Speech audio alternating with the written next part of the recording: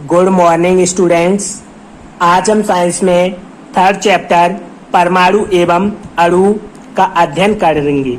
आप जानते हो परमाणु किसी भी तत्व का वह सूक्ष्मतम कण है जो रासायनिक अभिक्रियाओं में भाग लेता है लेकिन स्वतंत्र नहीं रह सकता, जबकि अणु किसी भी यौगिक या पदार्थ का वह सूक्ष्मतम कण है जो रासायनिक अभिक्रियाओं में भाग नहीं लेता है परंतु वह स्वतंत्र रह सकता है। इस चैप्टर में हम आज रासायनिक संयोजन के नियमों का अध्ययन करेंगे। रासायनिक संयोजन के नियम।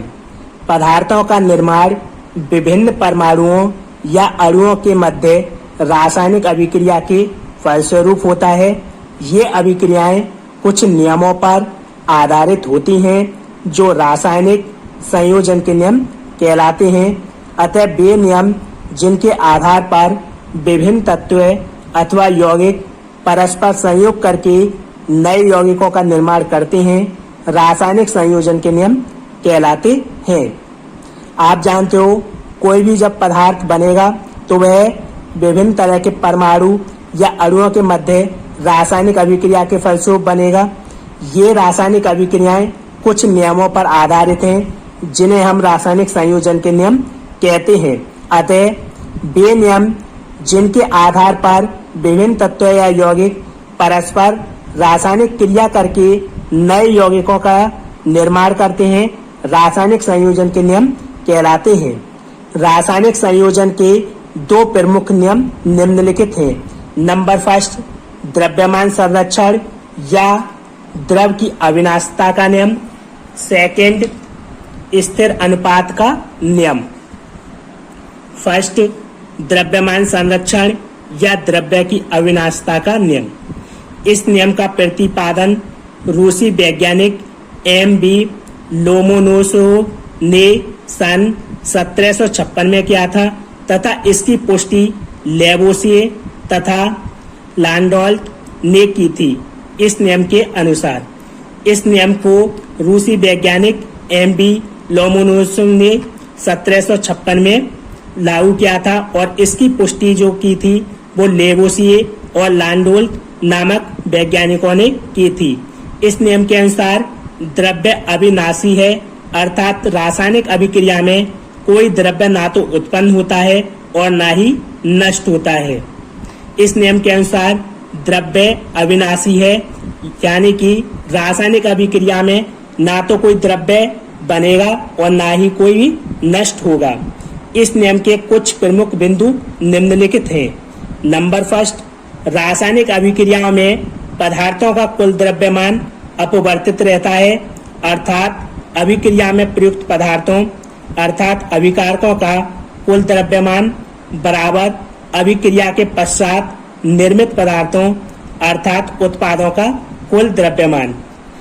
किसी भी रासायनिक अभिक्रिया में पदार्थों का कुल द्रव्यमान अपवर्तित रहेगा, यानी उसमें कोई बदलाव नहीं होगा। जो पदार्थ अभिक्रिया में भाग लेते हैं उन्हें हम अभिकारक कहते हैं तथा जो पदार्थ अभिक्रिया के परिणाम स्वरूप बनते हैं उन्हें हम उत्पाद कहते हैं। तो रासायनिक अभिक्रिया में अभिकारकों का जो द्रव्यमान होगा उत्पादों के द्रव्यमान के बराबर होगा। सेकंड, यह रासायनिक संयोग का मूलभूत नियम है तथा इसके आधार पर पदार्थों के मात्रात्मक संबंधों की व्याख्या की जाती है। जो द्रव्यमान संरक्षण या द्रव्य की अविनाशिता का नियम है, ये इसका मूलभूत नियम है। इसके आधार पर ही हम पदार्थों की मात्रा की व्याख्या कर सकते हैं। सेकंड, स्थिर अनुपात का नियम। सन 1799 में फ्रांसीसी वैज्ञानिक J.L. प्राउस्ट ने स्थिर अनुपात के नियम का प्रतिपादन किया। इस नियम के अनुसार प्रत्येक शुद्ध रासायनिक यौगिक में स्थित तत्व एक निश्चित भारानुपात में पाए जाते हैं, चाहे उसे किसी भी विधि से बनाया या प्राप्त किया जाए। सन 1799 में फ्रांसीसी वैज्ञानिक J.L. प्राउस्ट ने स्थिर अनुपात का नियम दिया। इस नियम के अनुसार प्रत्येक शुद्ध रासायनिक यौगिक में उसके जो तत्व हैं वो एक निश्चित भार अनुपात में होती हैं, चाहे उसे किसी भी विधि से बनाया जाए या प्राप्त किया जाए। उदाहरण के लिए जल H2O हाइड्रोजन एवं ऑक्सीजन का यौगिक है।